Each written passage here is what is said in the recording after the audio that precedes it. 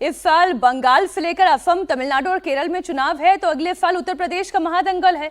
मोदी के बजट का असर अगले साल होने वाले उत्तर प्रदेश के चुनाव में कितना दिखाई देगा, अखिलेश यादव ने आज ही बता दिया। अखिलेश यादव बजट से नाराज हैं। क्या कहा उन्होंने वो आगे मैं आपको बताऊंगी, लेकिन पहले ये जान लीजिए इस बजट में उत्तर प्रदेश के लिए है क्या। ये सिर्फ इंफॉर्मेशन आपको यहीं राजधर्म में मिल रही है, एक एक राज्य के बारे में आपको बता रही हूं। मोदी सरकार ने इस बजट में यूपी पर सौगातों की बौछार की है।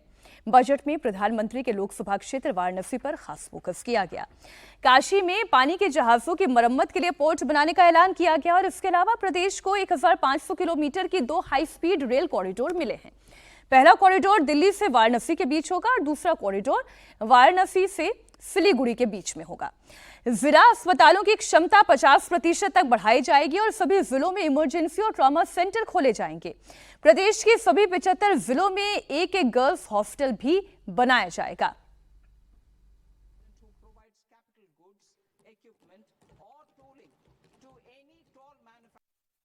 45 करोड़ भारतवासियों के आशा और आकांक्षाओं का प्रतीक यह बजट है, जिसमें नए भारत और विकसित भारत की संकल्पना का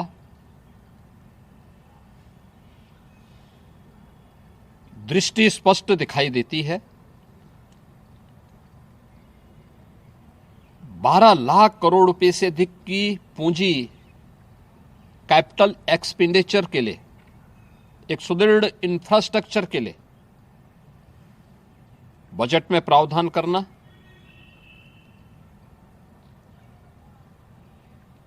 सात रेल कॉरिडोर के निर्माण के लिए प्रावधान करना, आयुष सेक्टर को विकसित करने के लिए और हेल्थ सेक्टर को मजबूती करने के साथ साथ आम नागरिक के लिए और खासतौर पर उसमें भी महिलाओं पर केंद्रित करते हुए उस पर जोर देना, यह सबके साथ साथ जो व्यापक रिफॉर्म के साथ अलग अलग सेक्टर में रिफॉर्म को लेकर के जो बजट प्रस्तुत किया गया है, यह आम नागरिकों के जीवन को सहज और सरल बनाने में मदद करेगा। सीएम योगी बजट की तारीफ कर रहे हैं, लेकिन अखिलेश यादव खुश नहीं हैं। वो ये कह रहे हैं कि मोदी सरकार का ये बजट गरीब का पेट कभी नहीं भर सकता। नौकरी रोजगार दिए नहीं, अभी भी बड़े पैमाने पर युवा बेरोजगार हैं। ये केवल सपने दिखाने वाला बजट है। ये गरीब का पेट कहीं नहीं भर सकते। ये बजट गरीब का पेट नहीं भर सकता। नौकरी रोजगार दिए नहीं, नौकरी रोजगार कहाँ दिए हैं? अभी भी बड़े पैमाने पे नौजवान बेरोजगार है। सपने दिखाने वाला बजट है। वाराणसी में शिपिंग मैन्युफैक्चरिंग हब बनाने की बात कही गई। वाराणसी और आपको याद होगा जो शिप निकला था बनारस में, बिहार में जाकर के रुक गया था। उससे बड़ा सवाल ये है कि क्या गंगा की सफाई हो गई?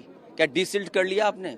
और फिर केवल गंगा का नहीं, वाराणसी में ये बताइए आप कि जो हमारा बहुत पुराना धार्मिक स्थान, पुराने से भी पुराना धार्मिक, उसका हाल क्या कर दिया है बीजेपी ने?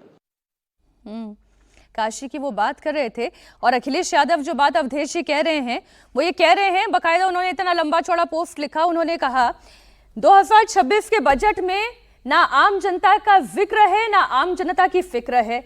महंगाई बेतहाशा बढ़ने के बाद भी टैक्स में कोई छूट नहीं है, तो टैक्स शोषण है।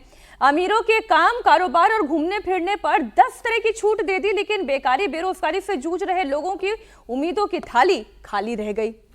इस बार का जो मुख्य फोकस है उस सब में, उसमें रोजगार तो उसके सर्वोपरि है। आप युवाओं के लिए और शिक्षा के लिए, पहले यूपी पर बात कर लेते हैं। आपने कुछ घोषणा तो कर दी है जी। और यूपी में एक तो 1500 किलोमीटर जो है 2 हाई स्पीड रेल कॉरिडोर जो है यूपी को जा रहा है। साथ ही साथ ये जो शिप रिपेयरिंग पोर्ट है एक, वो जो बनेगा वाराणसी में, वो उसके लिए महत्वपूर्ण है।